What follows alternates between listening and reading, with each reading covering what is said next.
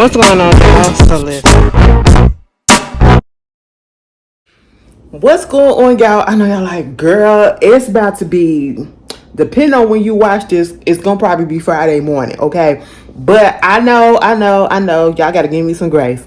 Because listen, girlfriends and guy friends, baby, Unflow came through and wreck my ass. Okay, I'm just gonna put it like that. Y'all already know I have anemia, and when that girl, it just took me out for the past couple of days. I literally had to double up on my iron pills because, girl, it was just a real struggle, and I was so tired yesterday. I fell asleep, woke up. I fell asleep on the couch, and I usually do not go to sleep on the couch. I fell asleep on the couch and woke up. It was like 3:30 in the morning. Then I went into my room. Do you know I ain't go to sleep until after 4? Like, girl, what is the issue? What is the issue? My sleep been off this whole week. Okay, but I'm making it. All right, you know, I'm going to work for the whole week. That's the big thing. Cause listen, girl, I call off once a week if I have to. Let me tell you something. You gave me the days I need to use them, okay? Mental health, that's what I'm using for. I'm using for myself. But anyway, that, and then listen, girl, your girl almost got taken out earlier today, okay? Now let me tell you something. I've always said I do not like Teslas. If I am ordering an Uber or a Lyft or whatever, and mainly when I order Lyfts, they don't have Teslas on there. At least I haven't come across one. But when I do Uber, they damn sure get Teslas all the time. And it always be time on like a Friday when I need to get to work at 9 o'clock. For some reason, at 8 something, it's always the Teslas. It's always the Teslas. Baby, I don't want no Tesla. Okay, I would say cancel, give me another driver. Okay, find another driver. Find me another make and model of the car. Okay, I just do not like the Teslas. All right, I deplore them. Okay, I was walking outside because, like I said, I was feeling down. I was feeling mighty low. Okay, that iron level was like this, and I had forgot to take my. Listen, I had thought I took a pill today before I left, so that's on me, and I actually did. So I had to go to the store to go buy some and double up on it, okay? Because now I feel bad. That's the only reason why y'all getting this. Because I literally felt like I was about to drop at work. I'm walking across the street. I go down to the end, and I'm like, why is the cars just piled up behind this lady? And it's usually don't be crowded or whatever. And it's this Tesla now. At first I thought it was a little Lambo, but I said I get a look at it now. I said, oh, that's a little taxi. And so like, why she stopped like in the middle of the street, like she stopped in the lane to go forward instead of pulled over or whatever. That's because the car is malfunctioning. The car won't start. The car stops, whatever. I didn't realize this, okay, until I'm getting ready to walk across the street. Man, at first I get to the corner and I'm like, should I just stand here and wait till she get through and go ahead or whatever? But then it was another group of people that was coming from the opposite side. So I said, hell, since they coming here, let me go, and we walking the same. So we cross paths. Now I'm about to put my foot on the curb. Okay? I'm about to put my foot on the curb getting out of the street. That goddamn car, and I'm standing right in front of it. I'm walking the way that I need to. That car said, "Burr!" Do you know it was this close away from my leg and I had to jump out like that? Baby, I was about to pull one. See, my man wasn't thinking. I was too weak at that moment. Because Ashley sure enough would have said, oh my God, you hit me and my side is fucked up. What are you doing? Because she pushed on them brakes real quick. She pushed on it hard. And I said, girl, I didn't even know I could jump like that. I said, oh my God.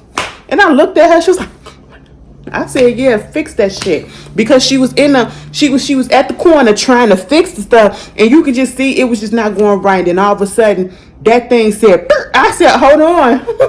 Hold on. Now, girl, I should have fell on the car like this and said, oh my God, you hit me so hard I put a dent in your hood. That's what I should have did. Okay, I could have got some money. But you know, that is what it is. I ain't feel like doing all that. Your girl is safe. But baby, this is why I don't do the testes, okay? Keep a Tesla away from me. Keep that Elon Musk away from me, okay? Listen, I just don't have time for it. But I'm here. I'm fine. You know, we gonna make it through. We got one more day in the week. I feel bad for anybody that gotta go to work on Saturday and Sunday. Trust and believe I be knowing how that feel. That's gonna be me next week. Listen. If you got the weekend off, okay? But anyway, let's just get into this. How y'all been? Y'all been good? I've been great. Besides this, Mother Nature type of thing coming through, I've been great. You know what I'm saying? Life is good, getting myself in order and all that. First thing on the docket, Megan Thee Stallion came out and she said, listen, girlfriend, we're about to go on tour. Now, she said that I think earlier this week or last weekend. Baby, she said we're about to go on tour. She put the dates up there. Well, she put the cities and she didn't even put the dates. She came through yesterday. And she said, girl, this is when this stuff is coming out. Pre-sale starts today. Regular sale starts tomorrow. Okay. But then, if you had the VIP packages or whatever, Citibank, who the hell has Citibank? Who has Citibank? And why is it that whenever they do a pre-sale thing, Citibank is always on there? Why can't it ever be a Chase thing? Okay? Why can't it ever be, I don't even get this, but why they never know what is it, BHMO, or whatever the fuck? BMO Harris. That's what it is. Why can't it never be one of those? You know what I'm saying? Well, what's the other banks that's out here? Because I don't understand who has Citibank. We don't want to do Bank of America. Bank of America got a lot of stuff going on with them. We don't want to do that. Wells Fargo too. We don't want to do that too. I just have questions because every time, I know I ain't the only one that be noticing that, right? So, pre-sales for the VIP packages and all that stuff and the Citibank members was yesterday for a certain amount of time. And I was able to get my tickets then. Baby Ashley gonna be up in that thing. Maybe you gonna see me, okay? Ashley will be third row in the front, okay? Almost touching the stage, bitch. I'm being the aisle. So if you see me, bitch, say what's up, okay? We finna lose our man, You know how Ashley do. I'm just gonna say, me and my sister, girl, I'm not sitting down this summer, okay? Last summer was a precursor to that. This summer, I have to continue it, okay? I'm going to everything, and I'm doing everything. Ashley is not staying in the house, all right? I got a trip coming up in May for my sister's birthday. Then June, I think it's Janet's concert. Well, actually, May, my sister's birthday. Then Megan concert the next week or so. And then June, I think it's Janet concert. I think something else is going. I don't know what's going on in July, August. We got to figure that out, but I'm pretty sure we're going to fill that up. Then, we got the Usher concert. Usher, you kind of on my shit list for a second, but, I'm still going to the concert because I brought the ticket. It is what it is, but congratulations. Anyway, but yeah, we're about to do it up. I'm happy. You know what I'm saying? I seen this post where this lady was talking about, her daughter was mad at her because she didn't want to buy her no tickets to go see the Megan Thee Stallion concert because the daughter is 14 years old. And she was like, what happened to some of the teen influencers and things that was going on back in the day and things that was for really designated for the teens and all that stuff, because I didn't see what the big controversy about that was. My whole thing is I felt like the mother was right in her way of thinking, because at the end of the day, if you want to parent your kid the way that you want to parent your kid, but you want to parent them right for real, depending on what your definition of right is, you want them to be, listen to wholesome stuff. Not saying that Megan and them ain't wholesome, or I should say age appropriate. Okay? They're not age appropriate for a 14-year-old or whatever. But at the same time, we do have to be realistic and understand that, especially with the day and age of TikTok and Instagram and all these apps or whatever, and then the way that kids go to school and they can download this and look at their friends' stat, even if you try to, block stuff in the house or whatever, and even on their phone, they can look at their friends' stuff or whatever, and they can see all this stuff. But just because they can see this when they're not with you, you don't have to be like, well, since you see it there, no, you can still impose your rules that you want. And if your rules is we not listening to this in this household or whatever, then that's just what it is. Because I honestly don't feel like a 14-year-old, a 13-year-old, all that down should be listening to certain things, certain artists or whatever, because it's not age appropriate for them. So if the mama said that she ain't finna buy no ticket, it ain't no problem with me. Okay, I don't know why people was mad that she said that she was gonna do that, but hey, it is what it is. Moving on from that, little update. Now, see, last week we talked about Miss Kate Middleton. Shout out to Tammy Talk. She said Kate Missington because Mama's still missing. I don't care what nobody say. All right, we did all of that last week, trying to say what a girl was or whatever. That whole picture debacle.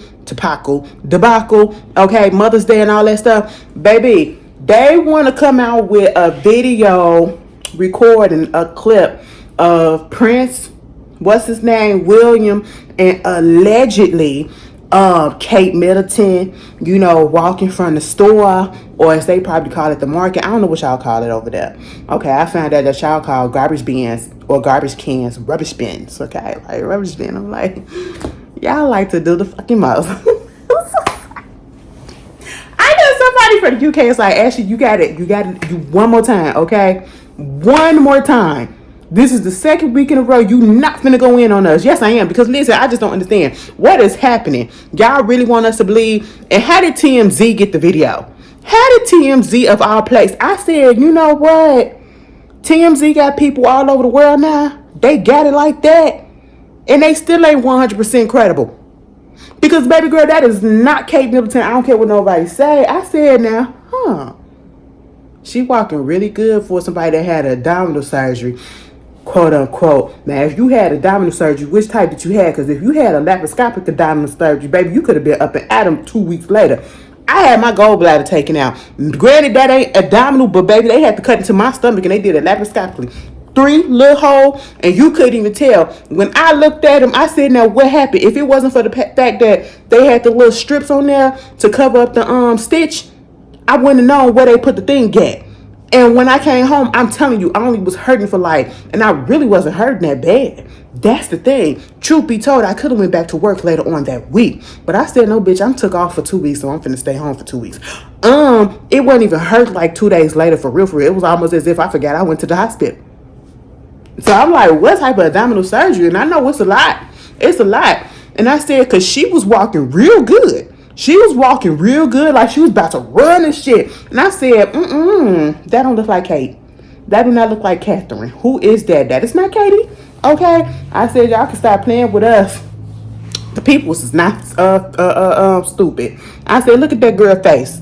That girl face and that cheekbones, them jawlines, they do not match up. They do not match up. But anyway, that was another installment of Where in the World is Catherine Middleton. Anyway, moving on from that. Let's get into some Real Housewives stuff. Girly. Now first, let's just go in order. As soon as we get through with the whole what it is this past weekend, here comes Nene. Okay.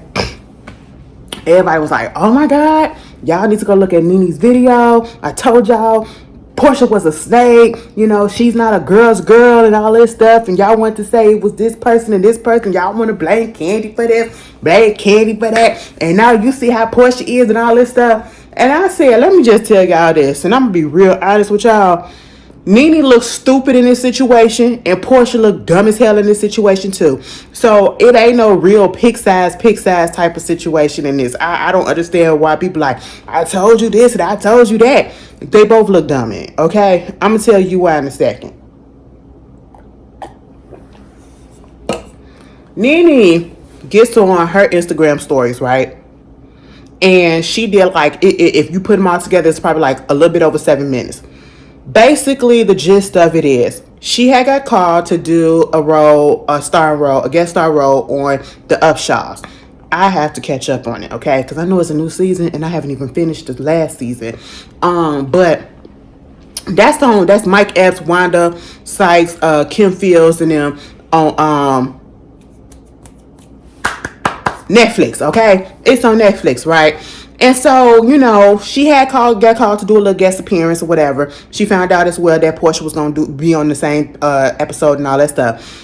Nene said Kim Fields was supposed to be directing it and all that or whatever. Cool. She gets down there. She goes into wardrobe. She had to change her wardrobe a little bit, switch it up because, she had got the same color that Portia was allegedly supposed to be wearing. And they going through rehearsal. Portia never showed up. She still filmed her role, though. She filmed her spot, okay? And then she said somebody comes to her dressing room or whatever and was like, They want to know, do you have any issues with any of the other women, housewives or whatever? She was like, no, what you talking about? And basically what was told to her is that Portia said that, she didn't want to film with Nene because they had past issues. They had issues in the past or whatever. And they just really didn't get along or whatever and all that stuff. Some variation of that. And I was just like, okay, so why are you telling us? That's literally what I was thinking. Why do we need to know this? And I'm saying this because I can see if you got your role taken and they said, girl, we're not going to film with you. She actually filmed the show.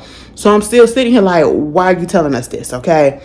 But at the same time, she said that it's weird that she will say some things about we not getting along and we having issues in the past when in the present day, present years, we were cool. We talk to each other, we go to each other's homes, or we do double dates or whatever. I'm not really friends with Simon, but my man is, and all this stuff, and woo woo woo, blah blah blah, all of that. So she thinking that things is cool, but in Portia's mind, it's not. So when she gets this information, she tells Portia. She texts her trying to see what's going on. I did see the text messages and all that stuff. And basically, Portia is in her feelings because she felt that Nene should have reached out to her when she was going through the divorce, or when it got announced that she was going through the divorce with Simon. And Nene's whole thing is, well, I didn't reach out to you at that moment because I'm thinking, y'all was good at the time. So maybe it was something that y'all just wasn't speaking and y'all was going to be cool again. You know what I'm saying? Like, give it a few so that y'all can calm down, and then you be like, my bad, I'm good. And I'm like, okay, I can understand that. But at the same time, I'm sitting here like, Portia.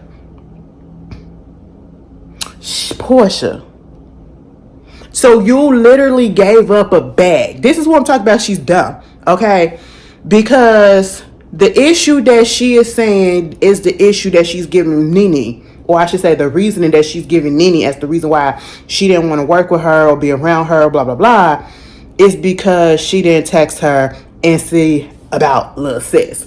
And my thing is this. I honestly do not feel like that's the reason. I do feel like the fact that she is back on Bravo, and she's going to be back on the Real Housewives of Atlanta, and maybe because they probably still got some type of vendetta against Nene or whatever, they said, girlfriend, you can't talk to her, or you can't film with her on anything. It's like, you probably could talk or whatever, but you can't film nothing or nothing. That sounds a little bit more plausible to me. But then again, people are petty. So this could be an issue as well. And I'm sitting here like, if I've been championing your relationship and I've been in your home and all this stuff and we've been cool, if you had an issue with me, why not tell me? Okay, that's what I don't like. I don't like people acting like we're good and knowing damn well you got a problem with me and I'm in the dark about it. So when the shoe drop, I'm sitting here looking stupid as hell. That's probably what Nene felt. But at the same time, Nene, you put this out and some people are just not on your side with it, because it's like, once again, here you go. Here you go, starting some stuff, because a lot of people feel as though you don't need to have this out here. And you try to make it seem like somebody really doing some stuff to you. And it's like, you want to say that, Portia putting it out there, and then, she's going to get labeled as someone hard to work with, and that's a hard label, and we already know about that. We heard about that with Monique and all that stuff, being difficult, whatever. But you putting it out there on her and doing the same thing. Y'all doing the same thing to each other, right? But also, it probably didn't. We wouldn't have known about it, and the label would be out there if you wouldn't have told us. But then again, it's being said internally. So why don't you nip that shit in the bud internally and privately with them, okay? Instead of making it a big thing, And I don't know what it was for. I just know that Portia is dumb as hell, because ain't no way in hell, even if I had an issue with somebody, I will know how to turn that professional hat on, and I'm going to go ahead and get my money. Okay, I'm going to go ahead and get my money. I guaranteed you that. They had to get Cynthia to come down there. Okay, then you have Kenya that had interjected, and I seen a couple of people that was trying to come at Kenya and all this stuff in channel. And I'm sitting here like, Kenya is literally like, in a way, kind of being supportive to somewhat both sides. trying to say that, yeah, you know, you should be more professional, whatever. So she gets what Nene is coming from. But then when the whole situation of, you know, you don't have to be tied down to a road, whatever is meant for you is meant for you. It'll come to you, whatever. I feel like that's her trying to be on the same side of Portia. Like, if you didn't feel like it was meant for you at that time or you needed to do it, more things to come to you. That's how I looked at what Kenya said. It was very neutral to me, okay? And I don't understand how come people was jumping down her throats in the comments or whatever and on Twitter, but it felt neutral because at this point, I feel like she's in a good place with both of them, right? And the only reason why she interjected is because she was also called in to do the role too. I think the role that Portia dropped, you know, before they was able to get Cynthia. Okay, even Candace came through and said that she was ready for that role too. You know, and so I don't know if they were just trying to get housewives or whatever. Either way, it was dumb. It was foolishness on both parts. Okay, I want more for Nene. I don't. It's like, when we talk about Nene these days, it's surrounded by negativity. It's surrounded by an issue. It's surrounded by a scandal, whatever. And I want the next time we hear something about Nene or Nene talk about something of the business, she got her own show. She got star on this or star on that. That's what I want her to be, okay? I don't want her to be telling us about this messed up, because even if she's not 100% in the wrong in this, because she's not, I just say she looks stupid for bringing it to the public like this, as if, what are you trying to accomplish? It just felt like you was just trying to shame the girl publicly because you got your feelings hurt privately. And because what Portia did, if she did that, it was really fucked up. It was really fucked up, okay? It's one thing to have people public impressions of you in the public, but to have the people that are doing the hiring and all this stuff privately that we don't know about, hear certain things, that's a career killer, okay? So yeah, Nene has a right to feel the way that she felt, but I don't know, like, people, I just want Nene to do better. I just want Nene to, you know, stay away from the negativity as much as she can. And the reason why I say she looks stupid in this whole situation is because next thing you know, after all of this, she and her boyfriend is out on a double date with Simon and his new thing. And she made sure to post that. And the caption and all that stuff was shady as hell. Okay, it was directed towards this whole situation. That's what I'm talking about. She's looked stupid as hell in this situation. Like, you could have just said what you had to say and moved on. I will say this. Nene made me go when she said, Portia is not a girl's girl, okay? Portia, you are not a star. You are a Bravo celebrity. Be clear. I said, you know what?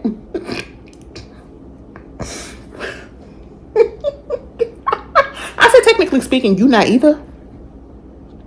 I'm gonna just say that, because unless they blackballed you from the whole industry, which I don't feel like they can really do, you could have been on all these other shows that's on other networks and stuff like that. I don't understand how come you haven't been picked up or whatever, but hey, maybe it's some other stuff and people talk again, like you said, people talk and in these little private corners and stuff. But at the same time, I don't see Portia on nobody TV like that.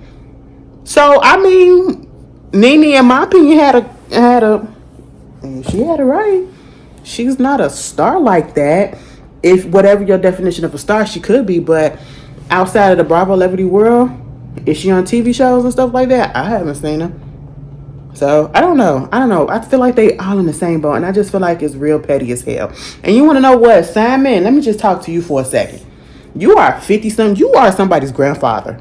You're about to be a granddaddy. You about to be granddaddy age. I don't know how, if you got grandkids or not. But if you do, you are petty as hell. And you are childish as hell. And honestly, I don't feel bad for the situation. But I just feel like it's really kind of fucked up. And it's just showing your age. Well, you're not even acting your age. You are acting 30 years your junior. Okay?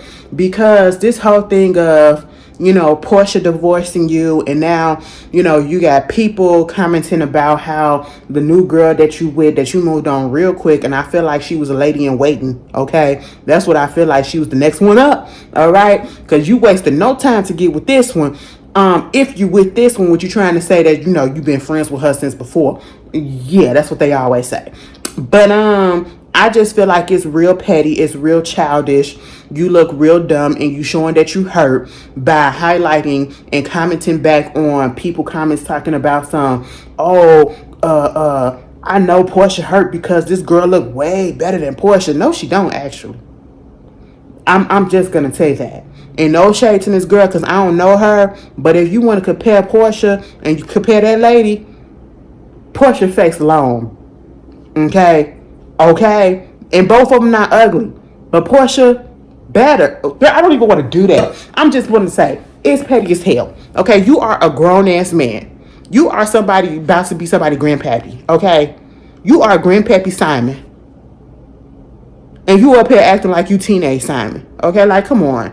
Come on. That's why you ain't getting no citizenship. Anyway, moving on from that. Karen fucking Huger. Let me just tell y'all this. Y'all know I love me some Karen. The bitch lies all the time. And she just showed this to us right here, right now. All right. And I still like her. I'm still like her now, but I'm very disappointed. Very disappointed. Okay. It came out the other day that Karen had gotten into a car accident. They said she was driving aggressively, strangely, all of that stuff, whatever, speeding. She got into a car accident, hit something or whatever, and I think a divider or some signs or whatever the fuck. And, they said she got a couple of citations. Then here comes Karen talking to TMZ, and this is what she said. Thank you all for your prayers and well wishes during this frightening experience. I am in shock from last night's incident, but grateful to be alive today. With the passing of my beloved mother, grief comes and goes in waves. With Mother's Day approaching, it has felt more like a tsunami. Late last night, I met with my girlfriend for dinner. We talked and brought up some very emotionally sensitive topics. I was crying on my way home and saw a car heading right for me. I swerved to avoid a head-on collision. It hit the drive. Wait a minute, bitch. Get your words together. Oh, it's because don't think I can't read. It's late. I've been tagged and writing is small. Let me magnify this. There we go. I need glasses. I know that y'all don't know that, but I used to wear glasses on my videos back in the day. And I haven't been back to the eye doctor. I made an appointment. And probably soon y'all will see me with some glasses on. But there's that, okay? Because somebody gonna be like, damn, bitch, you can't read. Don't do me. Don't do me, okay? I swear to avoid a head-on collision, hit the divider and then the tree. I'm hurt, bruised up a bit, but so grateful. I am alive. I received citations, one of which was unrelated to the incident, which is understandable. But what was surprising is that the car that almost hit me just drove away. I would like to stress it's important to understand your emotional state when driving, and may this be a reminder to all to use their seatbelt. My mother was my guardian angel, but that seatbelt saved my life. Let me tell you something. She is facing charges of driving negligently in a careless and imprudent manner that endangered people, property, and driving on a suspended registration. That's the charge that she said that she got that was outside that was understandable because she was driving on suspended registration. Then they came out the next day and said that the girlfriend had the DUI. She got charged with a DUI. Okay. So she got to go to court and all of that stuff. Let me just tell you this. And I had posted this. And I said, I don't mean to sound insensitive or whatever, because yes, I understand that, people who have dealt with grief, who deals with grief, it comes in waves. It comes at different times, and sometimes it comes when you least expect it, and you'll be like, damn, I thought I was over this. I really thought I was over this. Why is this coming back? You know what I'm saying? And I understand that because I want people to understand. When I had posted that and I said, I don't mean to sound insensitive, but you can't keep on using your mother's passing as an excuse for doing fucked up shit. Okay? We let you get away with it when you did that whole thing about Sharice and, you got into it with Sharice or whatever on the show and you was talking about your mom and she said this and all this stuff, blah, blah, blah. Maybe people like me, let you get away with it because we don't fuck with Sharice, okay? But at the same time, you can't keep using it as an excuse. Just like I say, when people want to say, They used to say the whole shit about Kanye West and the reason why he was acting and doing the things that he was doing. Oh, he grieving because his mama died and all this stuff. His mama been gone for years. Okay, we can't keep using that excuse. We cannot keep using that excuse. And I don't want you to use your mother, as an excuse no more. Yes, it may be very valid that you did have an emotional night. You were talking about your mom and all that stuff. I don't like the way she put that out there, like Mother's Day is about to be next week. Mother's Day is in 2 weeks, 2 months, okay? So, but at the same time, we all have those moments where we meet up with people that we probably haven't seen in a minute, and we go down memory lane. And probably one of those memories is, when a dear loved one was still here. Understandable.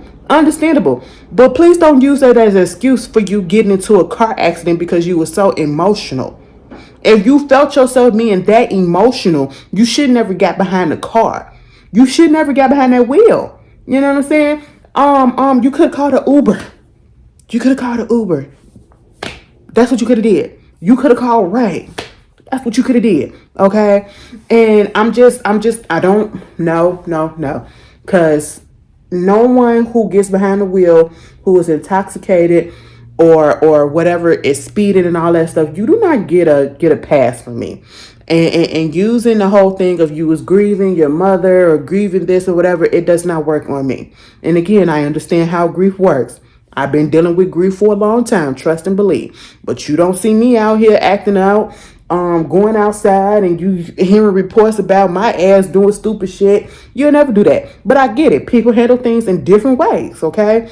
This, I do not feel like that was the reason why she got up in that car and she was drunk as shit. I don't know if she was drunk as hell, but if she got a DUI, I don't understand how come she didn't get arrested. I need somebody to explain that to me who can understand the law, because I ain't never been in that situation. But every time I hear about somebody getting a DUI, they got arrested, and then they got let go, and then they got said that they had to go to court or whatever. Woo. But at the same time, Karen, you need to get your shit together. Okay? You need to get your shit together. You just gave them girls on the Real Housewives something to talk about. And if they flame your ass this season, on the next season, it's going to be deserved. Because you are too grown to not know that. And I understand sometimes when you're drunk or something is going on, your mental faculties are impaired or whatever. But who was around you that could have said, let me get her a car? Not her car, but let me get her a car. Okay? You could have one of your friends to be like, girl, let me call Ray for you because you a little out of it. What's going on? And where I don't know. Something about the story just don't feel like we're getting the 100% truth. And because it's Karen, I'm pretty sure we're not getting the 100% truth. But yeah, I will never be like, take it easy on somebody because it's this person or whatever. No, you were literally you were charged with a DUI. Okay, and I don't like that. Because you could put yourself in harm's way and you put others in harm's way. You could have killed yourself by hitting that divider and hitting that tree. You said the car was messed up, it's not drivable or whatever. You could have hurt yourself to the point that you were no longer here. You could have also hurt somebody else and they wouldn't be here either. Like you have to put these things in perspective. We've already seen this happen with another member of the Real Housewives from the Real Housewives of OC, Shannon Beador. She got into a car accident and her car ran into somebody's house or a building or something like that. And she got bruised up and she dealing with the shit. You know what I'm saying? And they charged her, I think, with reckless driving and DUI and all of that stuff or whatever.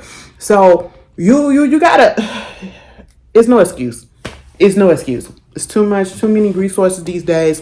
It is no excuse, okay? I'm just going to put that down there. And no, I'm not going to take it easy because you're a grown-ass woman, all right? You get no passes when you do stupid shit like this. And I don't care what anybody has to say.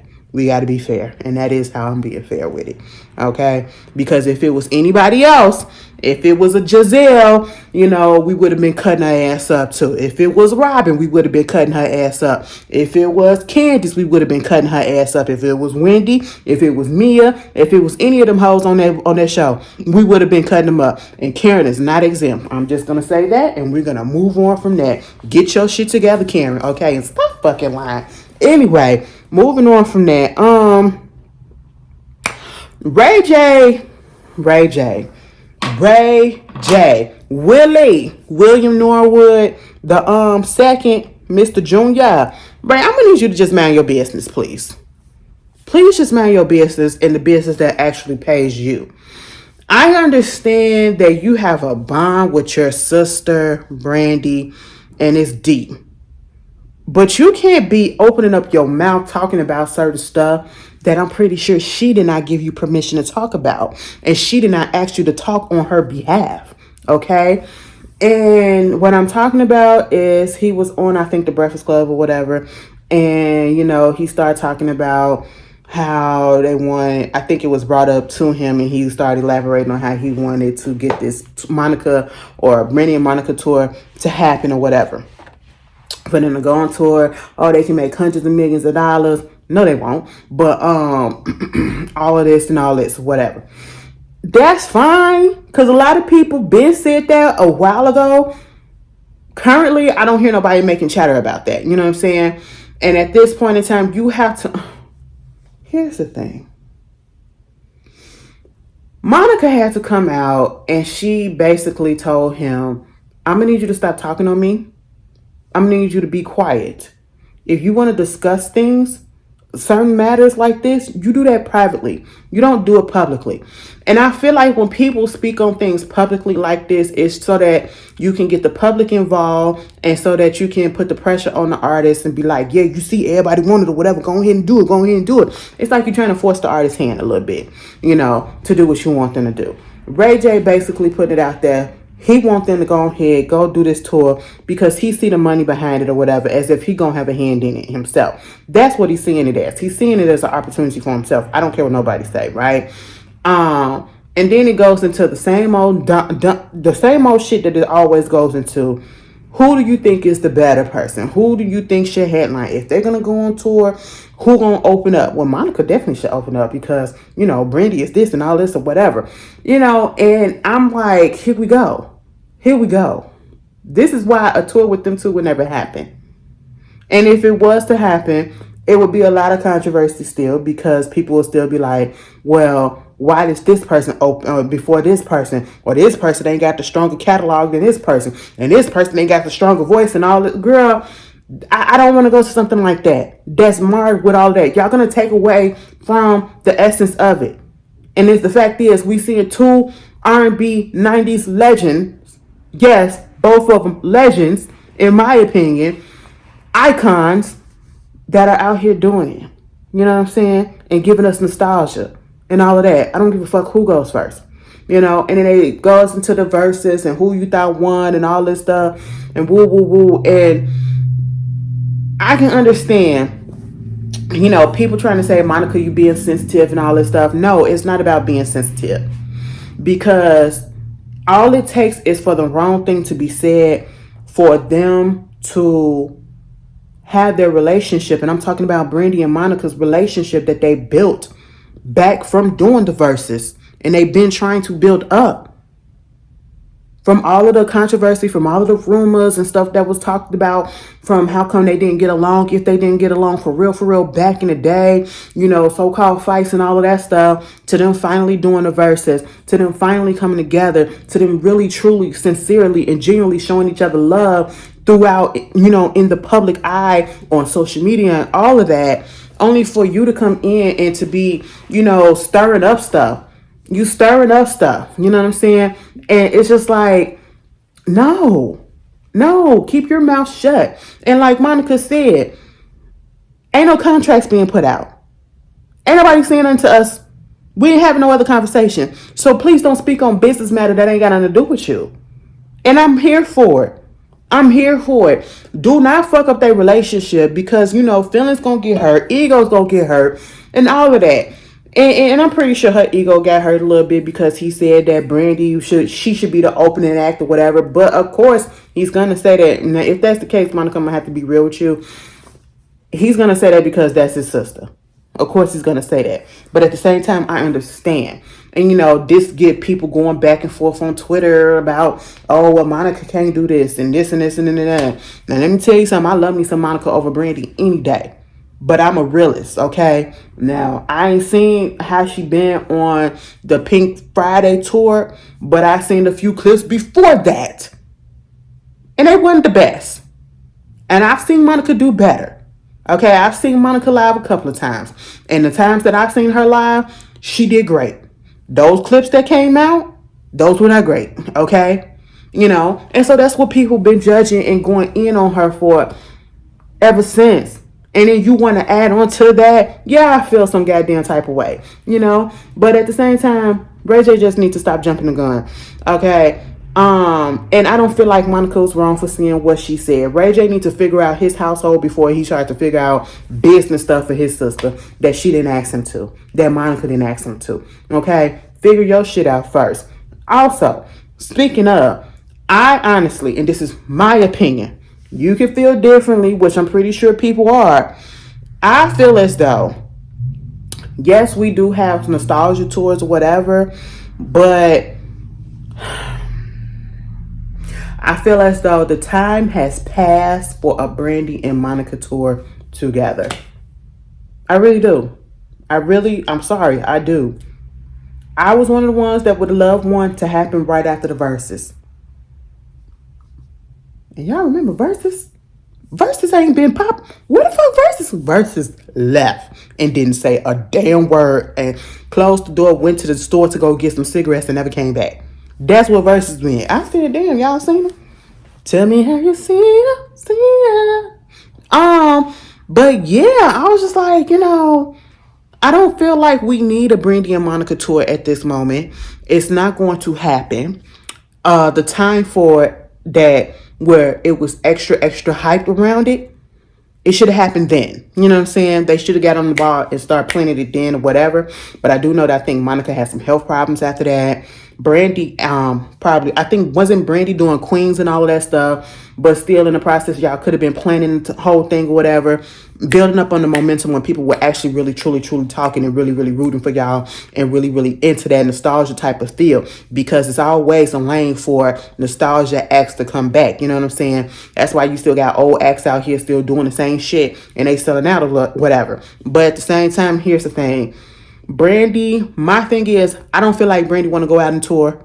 Okay, Brandy, I don't know what's going on with her album situations or with her record label situation. I don't even know if Brandy really truly want to do music anymore. Y'all can tell me for the Brandy fans that truly know what's going on, because I know the last thing that I've heard from her is that she did the Christmas album and nothing else. Like, I would love to hear another album. That 211 album was everything. I don't give a fuck what nobody said. That 211 album was everything. Okay. Monica, bitch, you can't even put. We've been waiting on chapter 38 and you 43.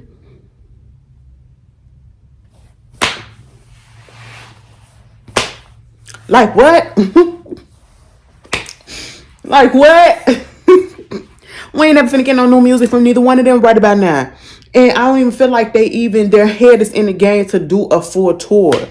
You know, so this going back and forth, I don't know. I just feel like the time has passed and we just need to move on from it.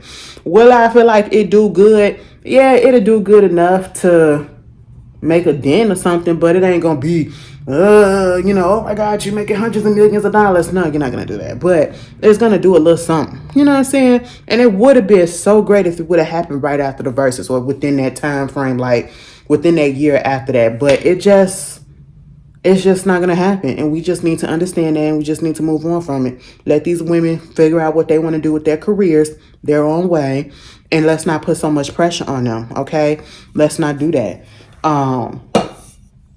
Yeah, so you won't get cussed out in public. Monica was mad as hell. I don't care what nobody said. She tried to say that, you know, she tried to throw a little business in. She was like, Ray J, I'm gonna need you to stop talking about me. Don't talk on me. You talking private. Don't be talking. I said, damn, Monica, you finna whoop that nigga ass. The goons finna come out, okay? But for real, Ray J, just mind your business, all right? I get it. He probably ain't mean no harm. And honestly, I don't feel like he meant no harm. But it's fucking Ray J. Ray J be talking out his ass before he thinks sometimes and don't even think about how other people may perceive things, even though he not looking at it as a negative and perceive, you know, people can be a little bit ego driven, sensitivity, and all that stuff or whatever, So yeah. Oh. Meanwhile, y'all tell me how y'all feel about that. What else I'm finna out? Amanda Seales. Let's talk about Miss Amanda right quick. So, the last time I really seen Amanda Seales on something for real, was on Insecure. And I'm gonna be real honest with y'all. When Insecure first came out and we saw the Tiffany character, I did not know that was Amanda Seales. Okay, I did not know that was Amanda Seales. Now, I know Amanda Seales, but I did not know at the time, like in that first season, it took me a couple of episodes or whatever that she was on for me to realize, bitch, that's Amanda Seales. One of those situations, right? And I ain't gonna lie, I did like her character on there. She was irritating, but she was funny as hell. I liked her character, okay? Especially when they went to what was it? Was it season 4? Was it season 4, season 3? Whichever one, when the Coachella one. That season, I liked her character, okay? I liked the way that it delved into the postpartum depression and all of that stuff. I liked her character on Insecure. But at the same time, I, for the life of me, cannot list anything that Amanda Seales has actually been on as an adult outside of her comedy shows. I've seen a comedy special of hers that I actually did like, my mama liked, and all that stuff. But other than that, and I can't even remember what it was.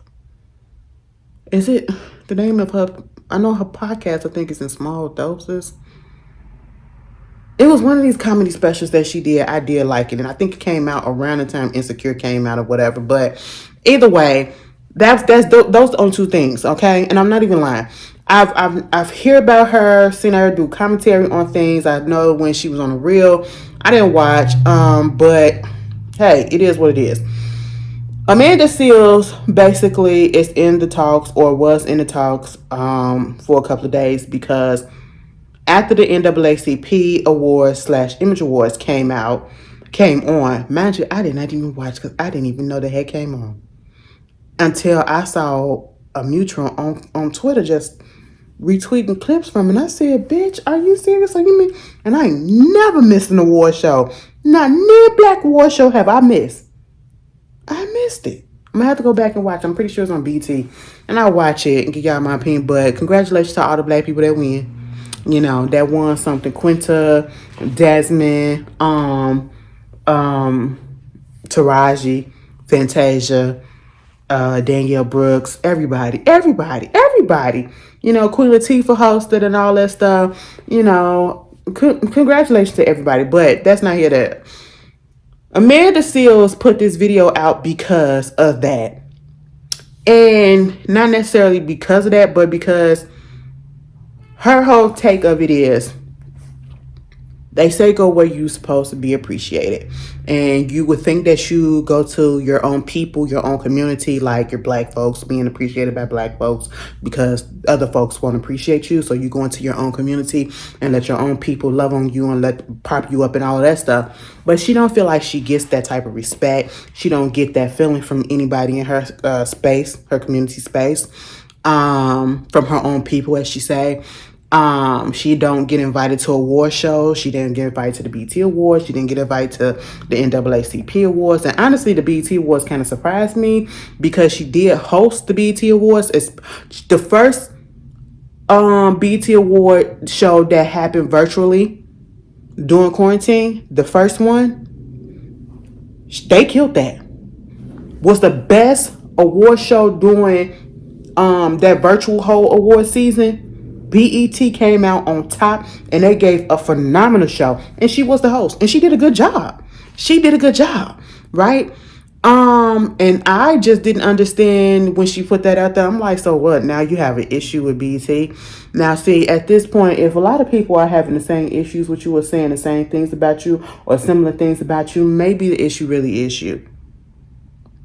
And I feel like Amanda Seales has to look inside herself and to see exactly what is it about her that turns people off. And I understand, like, some people want to say, oh, people don't like her because they're not smart enough or intellectual enough to, get that deep and understand where she coming from and all this stuff. It ain't got nothing to do with that. It ain't got nothing to do with smarts. It ain't got nothing to do with deepness. It ain't got nothing to do with intellect. No, it ain't got nothing to do with that. Some people personality just don't mesh well with other people. Some people's aura and energy just don't mesh well with other people. And so therefore they don't bother with it. And especially when it's been so much stuff that comes out about you, or, many people within the industry saying similar things about you on the negative side. Because let's not get it wrong. Amanda Seales is very intelligent. Amanda Seales is very knowledgeable, especially on African American stuff, because she went to school. That's what she got her degree in. You know what I'm saying? And she put that on display, right? She's a great orator. She's a great debater. For real, for real. And if you wanna talk to her about some stuff, baby, be prepared to have a lesson. All right? When it need be. But the thing is, she comes off as if sometimes that she knows more than what you may know. Okay? Like she better than you or whatever in certain areas of intellect. And that becomes annoying. But put that to the side. I think what turns people off from Amanda Seales is the fact that she comes off a little too much. We are here for people standing up for us and, correcting people, whatever. But when everything, you always complaining about something, you always trying to debate about something. My God, it's just too much. The whole thing about, like, sometimes she'll take something that wasn't even serious or something that was a joke and make it serious. Like, I think she did that like with the DDG and Halle situation or something. She took it too deep. And I'm just like, girl, calm the fuck down. Okay? And mind you, this is coming from somebody that used to follow her. I used to follow her on Instagram and all of that. And I had to unfollow her after a while because it became draining and it became exhausting to see something. It's like, girl, I get we have to be serious about certain things, but she is serious all the time. She is too much all the time. And I'm like, lighten up. We don't have to make a think piece or make a issue out of everything. Okay? Lighten the fuck up. All right? Laugh a little. She is needed in the activism world, but sometimes it just be a little bit too much. I don't want to take away from what she gives, but for me, she's too much. All right. And sometimes she can be a little off-putting. But then you have people that were actually in her field who either interviewed her, worked behind the scenes with her, who had put out and said, because they were popping up all over Twitter when this came out, basically saying her attitude is nasty. The way that she comes off to other people is as if people are below them. Or below her, I should say. Like, her energy is just not a good energy, and her attitude and her stance and all that is just not good. And so you have to be careful when you put certain things out there like this to the public, because you're going to have a divide. And I feel like what it is with Amanda, she's very polarizing. Some people are going to be 100% for her and some people are not. And then the ones that feel like you don't want her, you're not for her, is because, oh, you're dumb and you can't get what she's saying and she's above your intellect. No, it ain't about that. It ain't always about that. Okay, we are not dumb, and I want people to stop making us feel like we are just because we don't like who you like. Now, I don't have an issue with her. I just take her, like she said, her podcast shit in small doses. Okay, because she can be a lot. Like when they had her on the reel, I want to know who ideal it was to have that lady on the reel. Amanda Seales is not a real type of girl. And I'm talking about the show. Not saying that she's not a real girl or whatever. I'm saying she's not the real type of girl, okay? That's not the type of talk show she should have been on, all right? They don't talk about hard-hitting shit on that show. They never did. And even if they tried to, it never came off as if they was doing that for real. Like they knew what they was talking about. She needed to be on a real show that actually talked about things and debated things for real, and they knew what they was talking about, and she was going to get an intellectual response back and forth, a real good back and forth, and it was going to be good, like The View or something like that. I could have very much seen her on that, but to see her on the real, girl, please. I'll never forget that time when that clip came out, because I never watched the episode. When that clip came out, when Lonnie was talking about, learning how to eat because they grew up in the projects and they didn't know how to eat. And we did this and this and that. And she started crying. And the man that was sitting there like this, the look on her face said, "What the fuck?"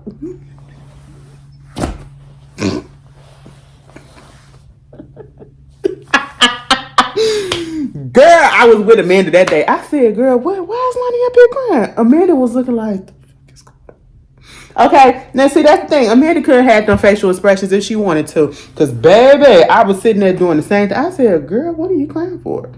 What are you crying for?" But then we also got to remember, yeah, I remember when that whole situation happened when I don't know, she was trying to get up in some type of party or whatever and she got kicked out or she couldn't get in or whatever. And she was like, none of her coworkers or whatever, her co-stars got it, helped her, whatever, her cast members, I should say, that's what I should say, cast members, helped her in and all this stuff, and this happened, and woo, woo, woo.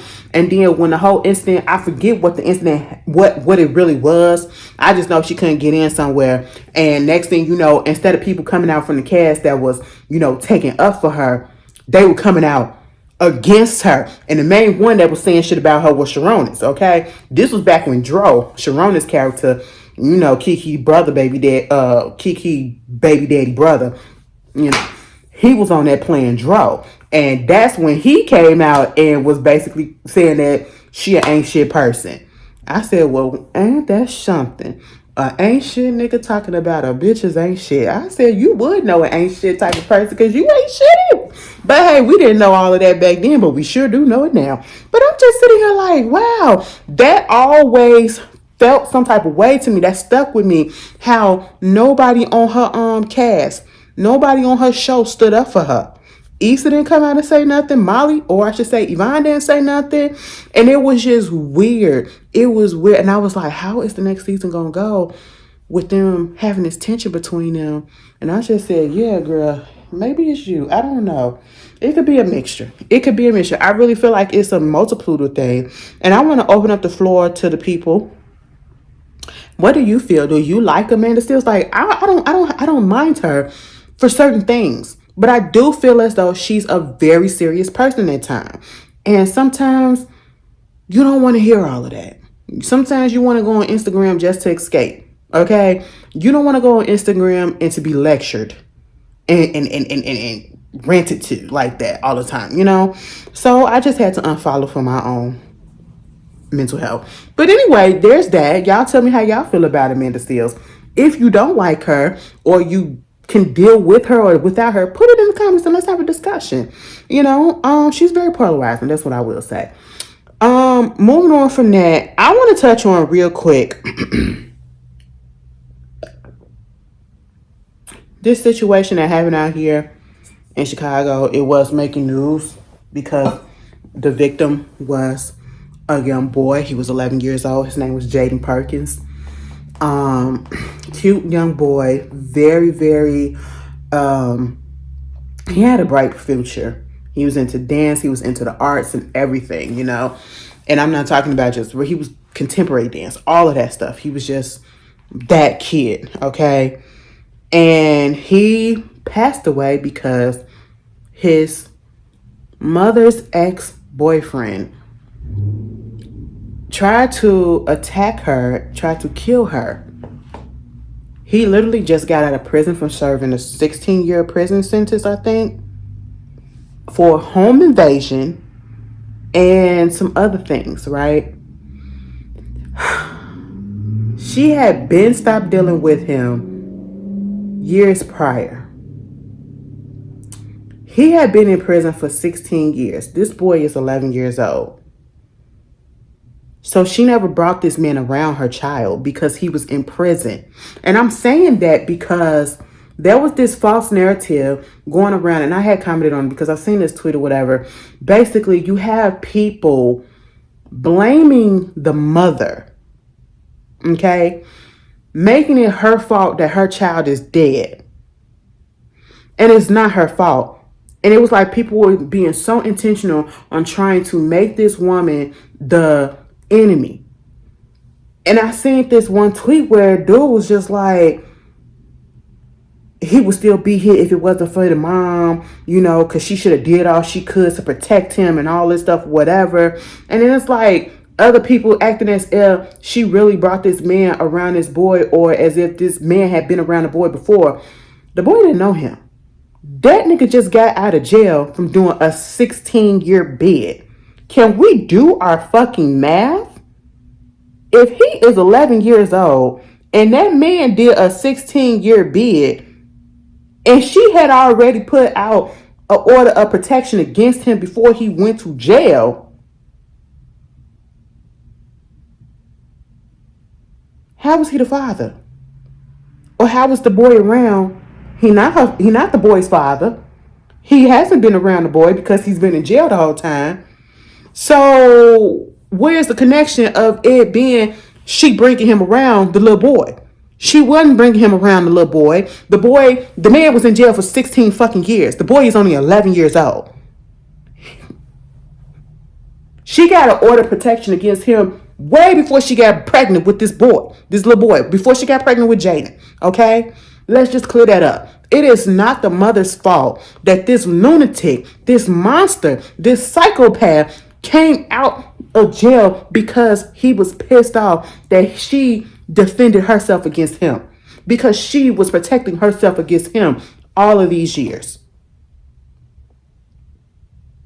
You go to jail for domestic abuse, for home invasion, all of this stuff. She got that order for protection on your ass. You get out of jail. She's living her life for the past 16 years. She goes on. She has a child. He's out here flourishing. Looks like a good kid. He was a good kid. She was also pregnant currently. And you get out of jail, and as soon as you get out of jail, you come after your ex who ain't had nothing to do with you for a while just because you mad. And because the son does what his instinct is telling him to try to protect his mom, you kill the son because he was trying to protect the mother. And the mother is to blame when she did everything that she could in her fucking power to try to keep this shit away from her son. Because I seen somebody trying to say, oh, you gotta stop bringing this type of element around your people. We always, black women be trying to, go with felons, and I don't know what that is. I'm like, that ain't even what the point was. And that ain't even what the case is in it. She didn't bring that shit around the son. The nigga was in jail for fucking 16 years. The son is 11 years old. Like, what the fuck? Do y'all not read? Do y'all not write? Do y'all not Google what's going on? Y'all don't know how to do your math. Y'all don't know how to comprehend. It is sickening. Okay? And I need the focus to be on how this motherfucker was able to get out of jail. How this motherfucker was able to get her address. How the motherfucker knew what she was. And how he could be so goddamn heartless and cold and to take this child's life. Obviously, you're doing this shit in front of the kid for him to have to come in and try to protect her from you. He never should have gotten out of jail. Prison, that's what it should have been. Okay? Let's talk about that. Instead of trying to blame a pregnant woman who did everything that she could to protect her kids and herself from somebody that ain't even in their lives. Because he has no affiliation with them. He has no obligation to them. Nothing. She been moved on. He ain't even the father of the kid. Like, what? Are you serious? Like, come on. Y'all gotta... May he rest in peace. May that beautiful soul rest in peace.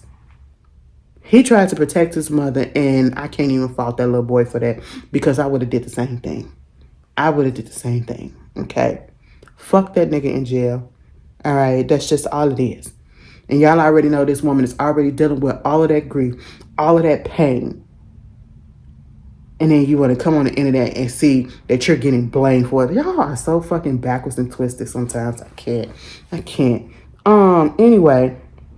And also, rest in peace to beauty influencer Jessica Petway. I never heard of her. I probably seen her picture before, but never knew who she was. But because I don't be on the beauty side of YouTube or whatever, I'm not that girl's type of girl, you know. I don't care about doing no eyelashes and hair and all that stuff. But y'all be doing a damn thing over there. I ain't even gonna lie. I be like, damn, I never understood how come I couldn't do braids. I can't cornrow for shit. Like, you know this. I can't do that. Like, what the fuck? I could do this, but I can't do that. You know, like, I'm kind of fucked up. But anyway, I always felt some type of way.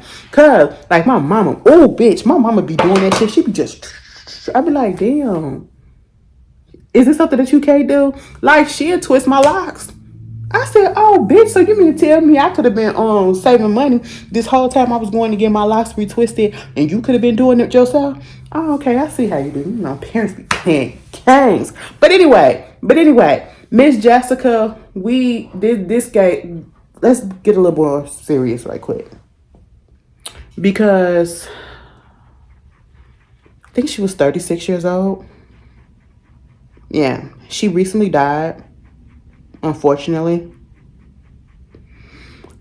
because she was misdiagnosed in 2022 with fibroids. She had went to an oncologist appointment in 2023 and found out that she didn't have fibroids. She had stage 3 cervical cancer. She's no longer here. And what's to blame is a misdiagnosis. And I know people don't want to talk about Dr. Jackie, but this is a lot of stuff that Dr. Jackie, for those who know Dr. Jackie and know of Married to Medicine, this is a lot of things that she has been talking about.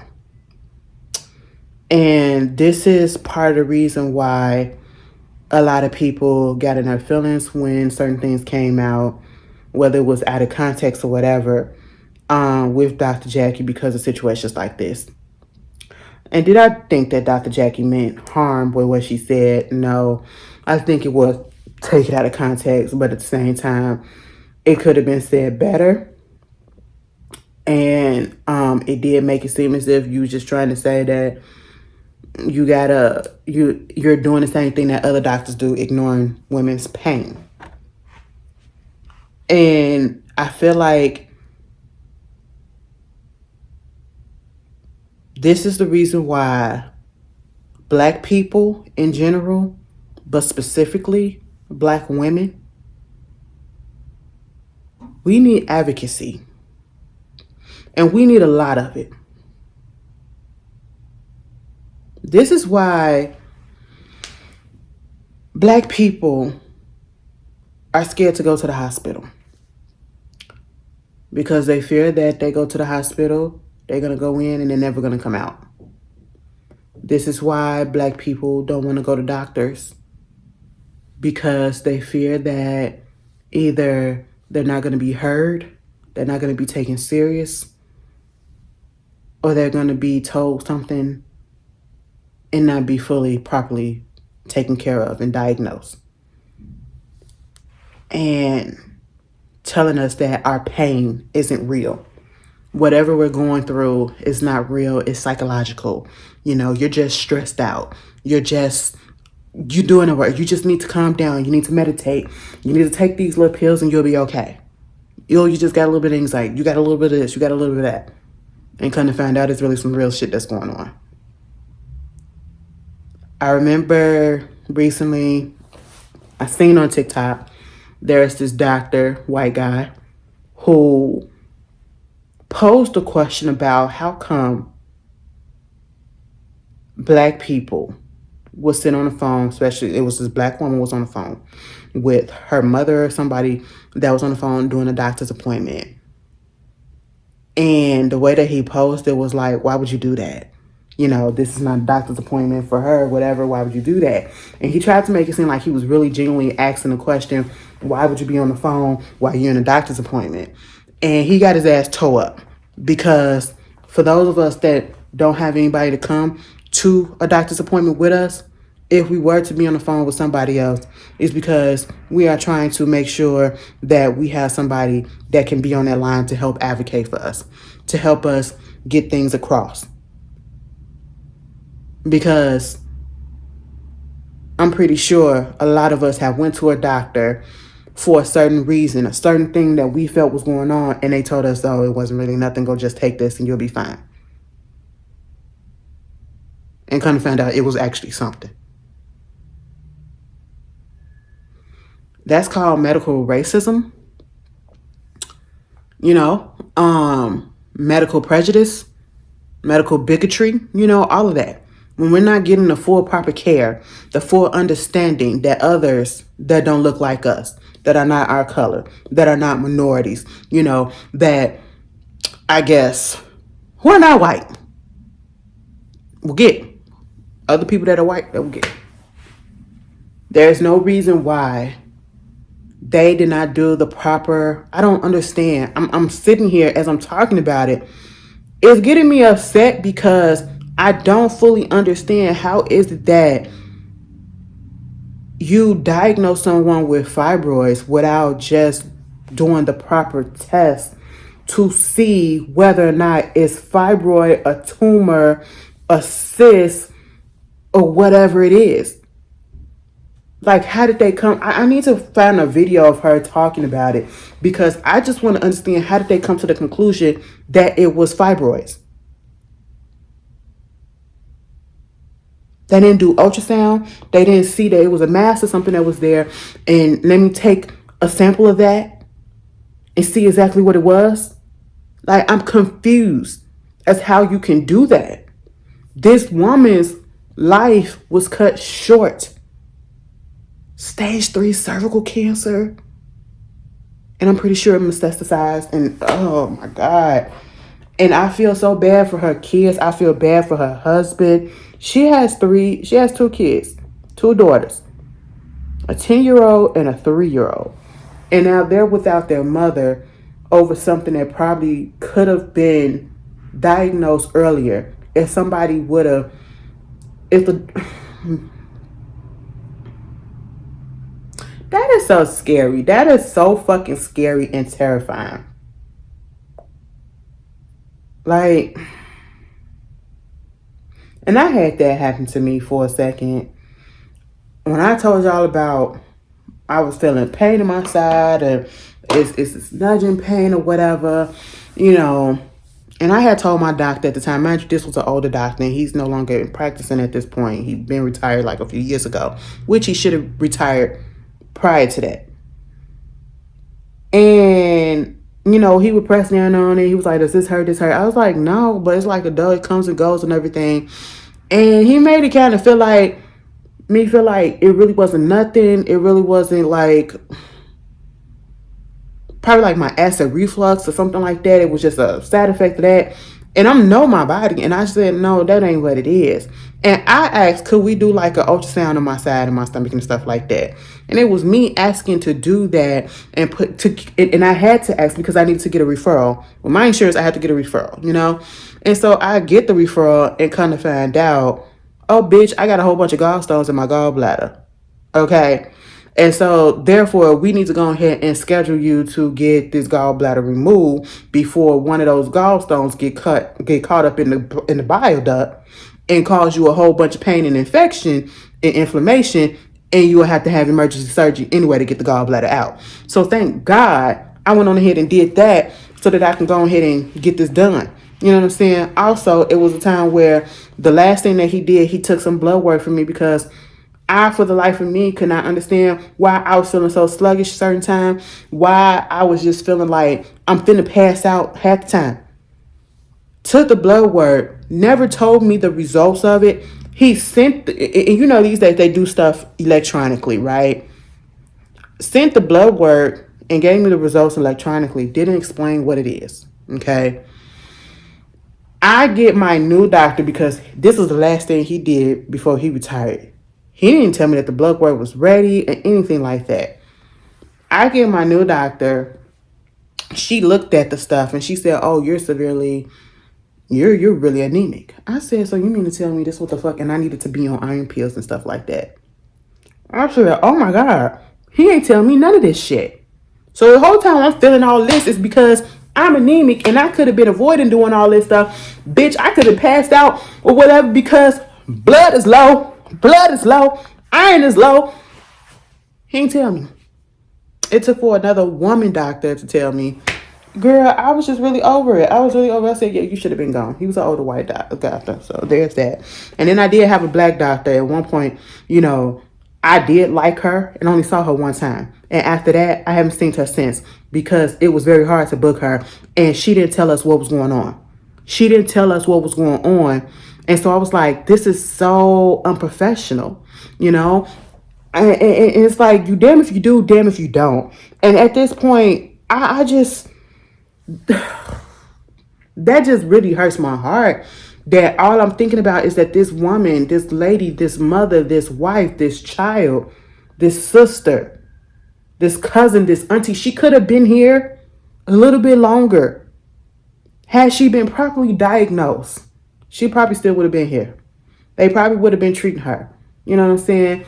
And I feel so bad. My condolences.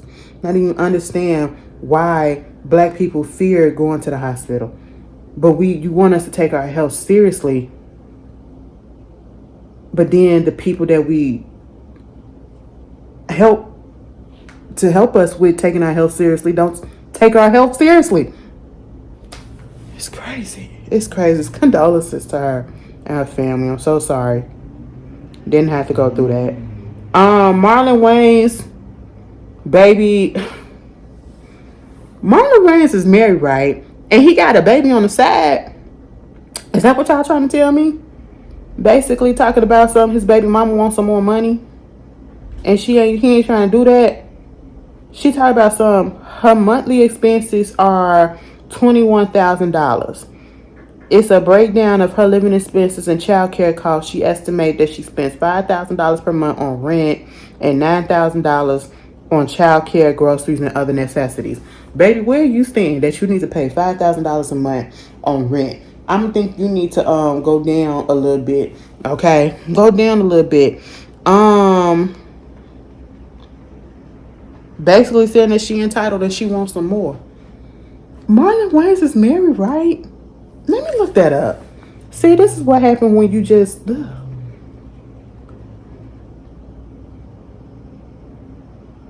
Marlon Wayans' wife.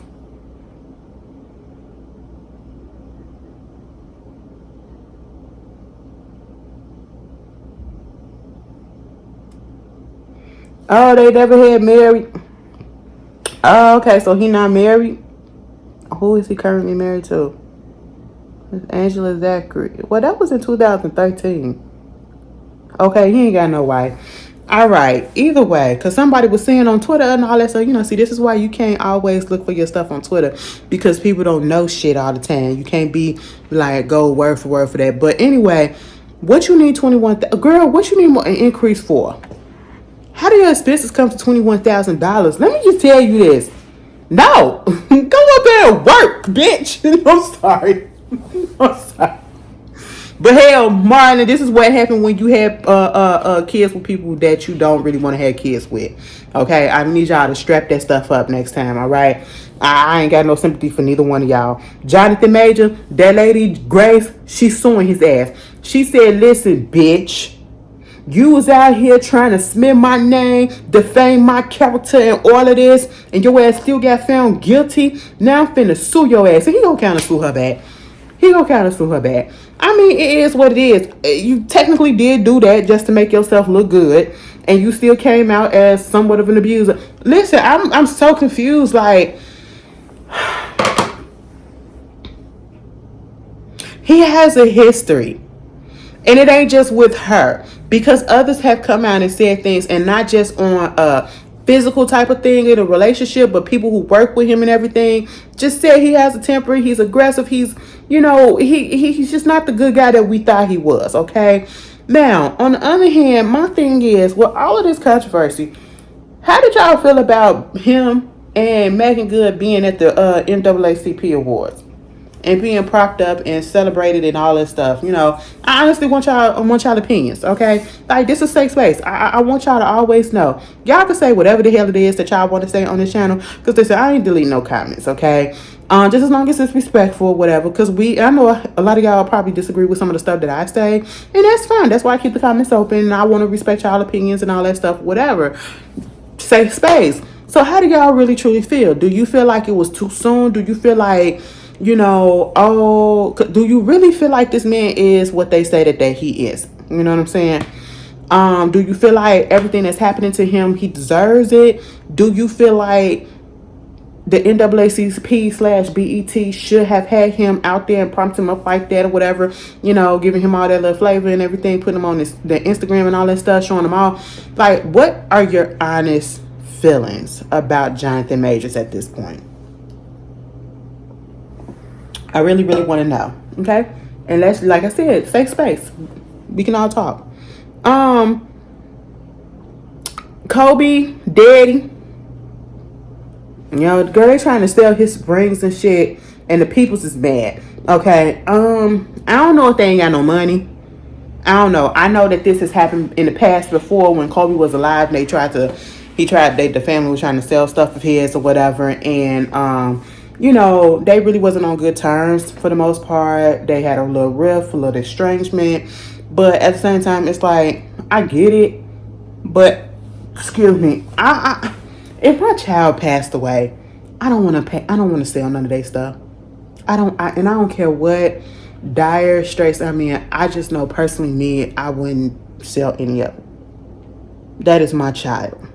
Especially if I didn't have that great of a relationship towards end or for a few years. I don't know what their relationship was like. I just wouldn't be able to do it. I wouldn't be able to do it. I don't know. Y'all tell me how y'all feel about that. Bruno Mars, y'all. Girl, they said Bruno Mars had ranked up a gambling debt of $50 million with the MGM. Okay, they said he had a $90 million contract with the MGM. I didn't even know he had a contract with them. I do know he had opened up a little club over there called the Pinky Ring Club or whatever. And the only reason why I knew about that because Victoria Monet was on there. She had put it on her Instagram story that she had attended or whatever. So that's it. Y'all know that's my girl. Anyway, that's my heart.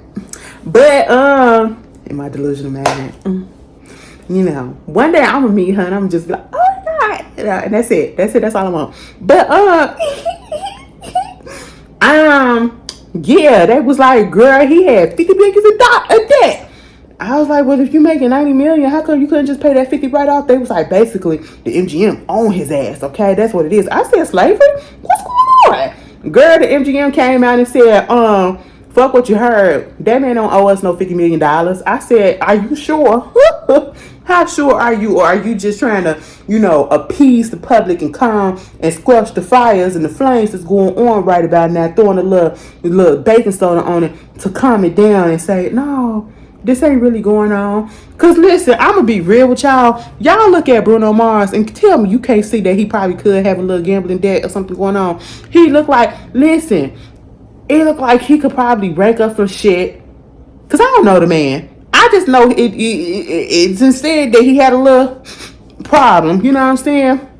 He used to like to ride the white cloud. What is it? The white horse? Is that what they used to call it? Little cocaine? He liked that a little bit. You know what I'm saying? I don't know if he still do it now. But, okay. So, I wouldn't be surprised. I just feel like if you in Vegas and if you own, you doing a little sniffy sniff and then you in Vegas and you doing that at the same time, I feel like that and gambling goes hand in hand. I don't know. What y'all feel? Y'all feel like the MGM Grand, or is it the MGM Grand? Who cares? Y'all feel like they lying and trying to cover up for Bruno and say that he really don't owe that $50 million? Or do y'all feel like they telling the truth, he don't owe that $50 million? Honestly, I don't know. But if it comes out that it really is true, I wouldn't be surprised. No, I wouldn't. He just gives me that he bathes in fucking cocaine. I'm sorry. It just gives me that. I like him, but, it is what it is. What else is going on? Girl, I don't know if I brought this up. That Bowen dude, what is his name? John Barnett. John Barnett. Now, I think I was supposed to talk about this last week. Y'all can correct me or remind me in the comments if I talked about it last week or whatever. But I did have it in my notes. I can't remember if I said it. But basically, He was on his way to, I think, testify, because he was a little bit of a whistleblower. No, he was a big whistleblower about the Boeing 737s and all that stuff, the Boeing planes, and how they up there covering up shit and all that stuff. So he was about to testify that, and go to court for it and all that shit. And next thing you know, right before he could, all of a sudden they said he was gone. He wasn't amongst us no more. They said that he had took himself out. And then I was just like, now see, girlfriend, I'm not no conspiracy theorist, but I feel like maybe I'm slightly am. Because when I tell you, when the milk ain't clean, the milk ain't clean. And it's smelling a little spoiled, okay? It's a little spoiled. And I just don't bad. I don't bad, okay? Anytime somebody tell us that somebody had all of a sudden themselves right before they're supposed to testify or make it known that, and they even put somebody on blast or whatever, especially a big corporate company, girlfriend, I always think that somebody took him out. Okay, I always think that somebody took him out. You know what I'm saying? Because he was about to spill all their tea. All their tea. And let me tell you something. Whatever he was about to spill probably was about to be backed up with all the shit that we've been seeing with these goddamn planes falling apart mid-air. Now, let me tell you something. I was supposed to be getting on the goddamn plane in May. Girl, the way I'm finna be on that bitch praying, the way I'm finna up the fuck out my anxiety pills, because I don't want to die.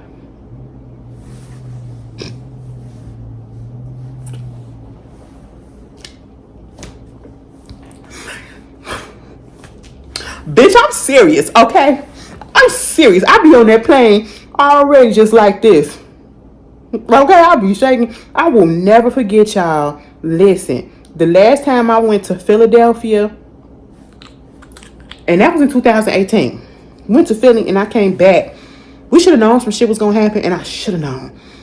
I had an early morning flight, right? Early morning. Let's say the flight was supposed to leave at 7. The flight was supposed to leave at 7:37.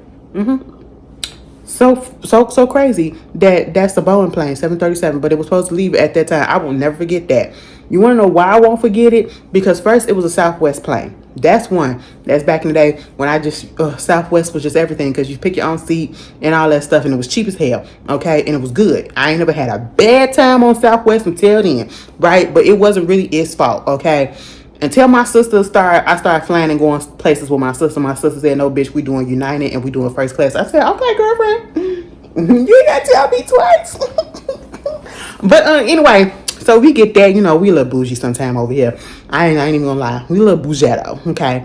But we get there. Mind you, this means I gotta wake up extra early, get to the airport, get there. Mind you, it was raining a little bit. It didn't even rain yet, but by the time I got there, it started to rain. Okay, I said, damn. So we thinking that it's gonna ease up and all this stuff. It didn't really ease up because then it started thundering, it started lightning and everything. So once it started lightning, they said, no, girlfriend, we not finna get up in this plane. We not finna go nowhere. Now, see, they had put us on the plane, and we sat on that plane for a good 2 hours. No, we spent on for like an hour or so, a little bit over an hour before they told us to deplane, because it started lightning, and they was just trying to wait and see whether or not it was the storm was gonna like ease up and everything, and we was gonna fly out. No, they had delayed us. We had to deplane and all that shit, right? We get off. We didn't get back on that plane until after 10 o'clock.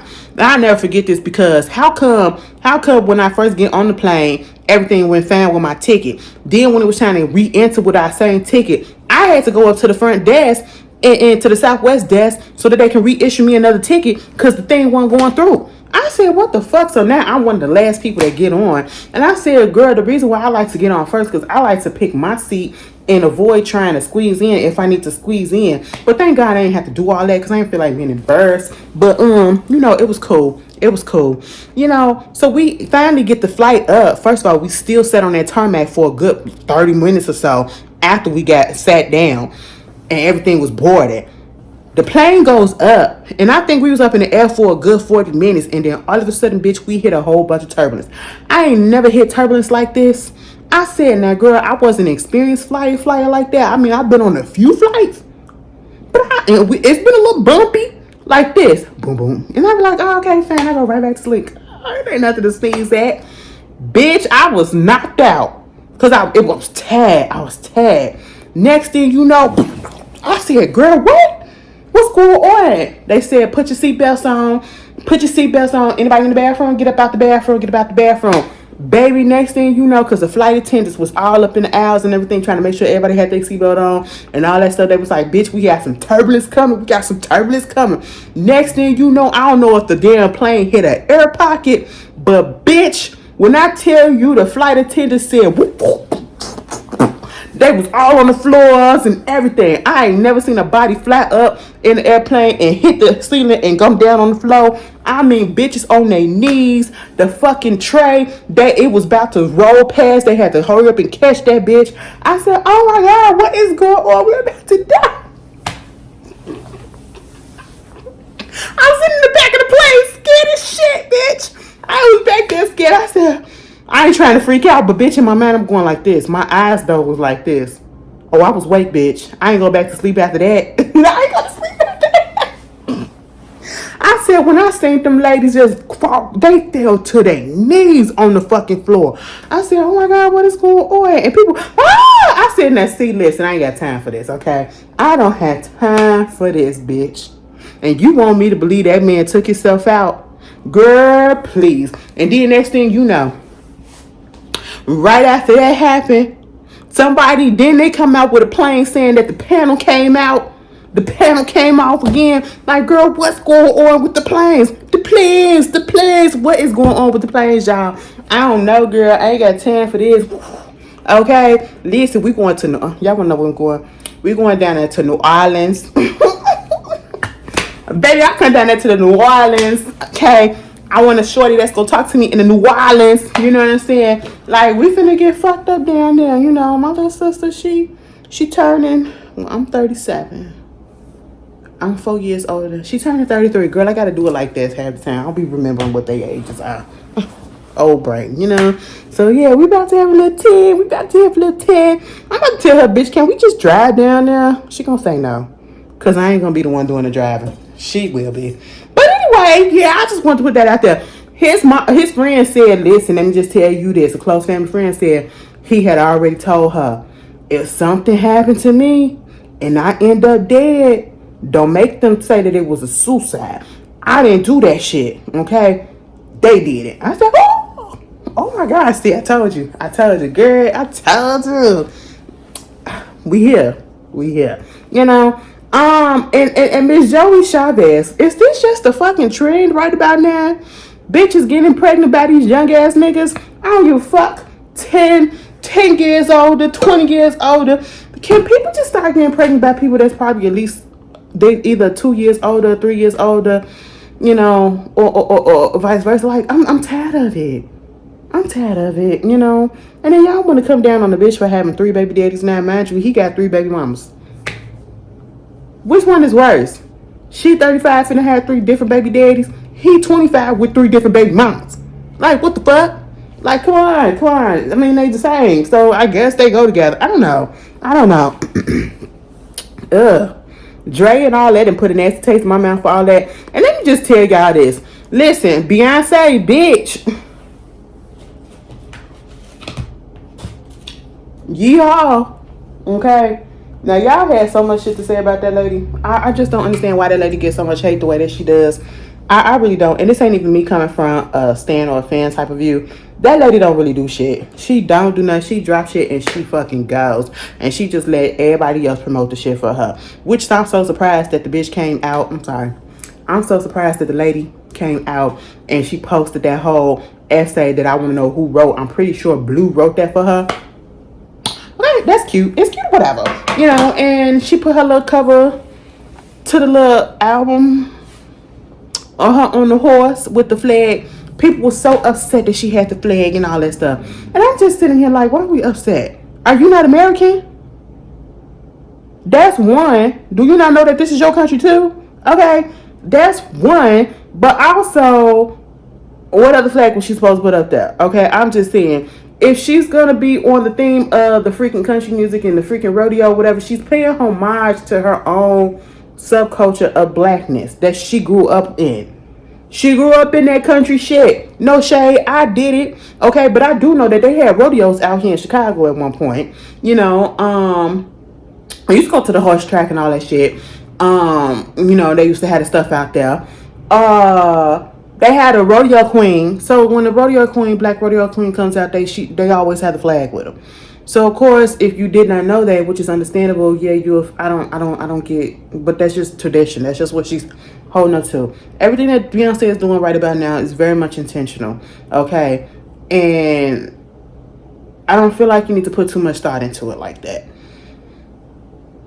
I don't care about whatever the fuck Azealia Banks said. I didn't even read it. I ain't got time for it because the bitch can comment on everybody's career about what they need to do, what they should be doing, what they doing, blah, blah, blah. But yeah, her career is in the toilet and she can't even apply the shit that she's giving to other people to her damn self. So, hey, there's that. Okay? But at the end of the day, is it one of my favorites? Absolutely not. But it's not bad. But at the same time, I get what it's referencing. You know, this is something that she's just making me go Google stuff because I ain't know shit about the rodeo like that. You know, I didn't know it was black cowboys. I didn't know that the black cowboy and rodeo culture was just so big. I knew it was in the South, but I didn't know it was that big, right?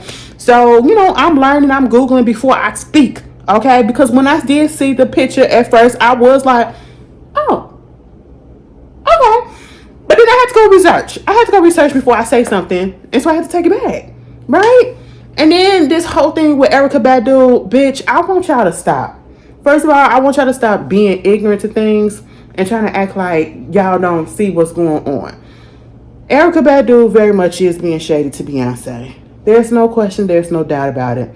We don't know where it came from. We don't understand why it came from out of left field. We don't know what has been going on or did go on behind the scenes that we're not privy to. All we know is that we are missing a side of the things because it's looking very one-sided at this point, right?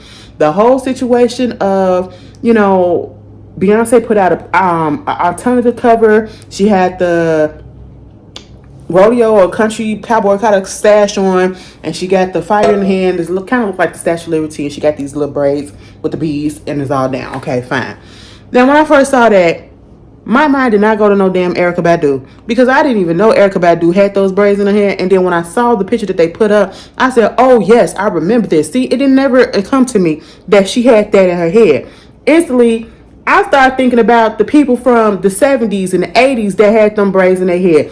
I'm thinking about, oh, is she paying homage to the past and stuff like that?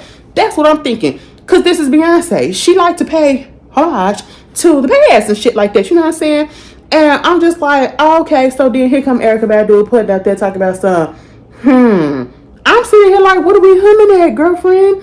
Erykah, what is the problem? And then there's people when I put my tweet up like, girl, I'm so confused. Beyonce literally gave her a shout out on the Break My Soul Queens remix. Okay, shouted her out and gave her that respect and all of that. And now you shading her for the second time. And it's like people like, you really think that that Erykah up here trying to come at this black woman, another black woman like that or whatever, y'all don't get that she joking, y'all taking it too serious. Where's the joke? How are you joking with somebody that ain't joking with you? And how are you doing it publicly when you know that person ain't gonna respond publicly? A joke, the person got to be in on a joke, okay? The person, you can't joke publicly with a person that's not gonna respond publicly to you like that. You know what I'm saying? So let's not be dumb. Let's not be in our, just trying to make excuses. She was being shady, and then gonna say she would never do that. She did it before during the Renaissance. She made a whole big deal about the hat situation. Did we forget? Oh, bitch, I ain't forget. Okay, like, girl, it's weird, and I do like me some Erykah Badu. Her ass, I love it. You know what I'm saying?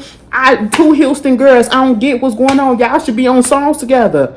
Y'all should be going at it. She gave you props. I'm so confused. I feel like we missing a piece of the puzzle. We missing a piece of the puzzle, girlfriend.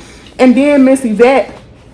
One thing about Miss Yvette, the publicist, mama don't play about Beyonce. Mama don't play about Destiny's Children's, okay? Because once she see them up in the crisis, mama gonna come through with a clutch. And that's exactly what she did. When she posted that goddamn video montage of Beyonce with all them braids and them beads and everything and the long braids throughout her career, I said, yes, ma'am, you better do that. And I said, you know what, honestly, the people missed the Black is King era. Y'all really did. Y'all didn't give that the justice that it deserved because the same hairstyles and different variations of that hairstyle was all throughout the Black is King visual thing, the movie. In that project, it was giving ode to African cultures. So she was giving you different African hairstyles. That's what I thought also when I saw it. I ain't thinking no damn Erykah Badu. And it ain't no Erykah Badu style. She don't own the style. Okay, she ain't the originator of the style. So can we just stop? No, can I just want everybody in the music industry at this point to stop, because people was beefing over fucking, what is it, pom poms in the hair. People beefing over this style, and that style. I'm sitting here like, none of y'all own the style. None of y'all originated the style. Anybody can do the style. Just put your own little fucking twist on it and call it a day. Y'all are being so petty and so goddamn done. And how come y'all motherfuckers didn't know that Beyonce name came from the family name Beyonce with an I, which was a misprint on Tina Knowles' birth certificate? Now, you probably didn't know the Tina Knowles birth certificate misprint situation, but that is the family name. So the people was like, oh my God, the Beyonce was... I said, now why did she edit her, why would she put that on there if it was not proofreaded? Come on, that's the family name. I know some of y'all new here, so I'll give y'all a pass. Or whatever. It's been interesting, y'all. You see how I saved my girl for last, because, you know, we've been talking about her a lot. And I'm exhausted a little bit. I'm a little scared. Mama said this ain't no goddamn country album. It's a fucking Beyonce album. And she said, bitch, let me tell you what. See, I really wasn't going to do this. But see, I had this in the chamber of 5 years coming, because I went to the CMAs, and she didn't say it for real, but we knew what she was talking about. I went somewhere where I wasn't accepted, and I knew that I wasn't welcome and all that shit, and I felt it. So I said, you know what? Okay, fuck it. You don't want me here? I'm gonna put my ass here just because you don't. I said, oh, okay, bitch.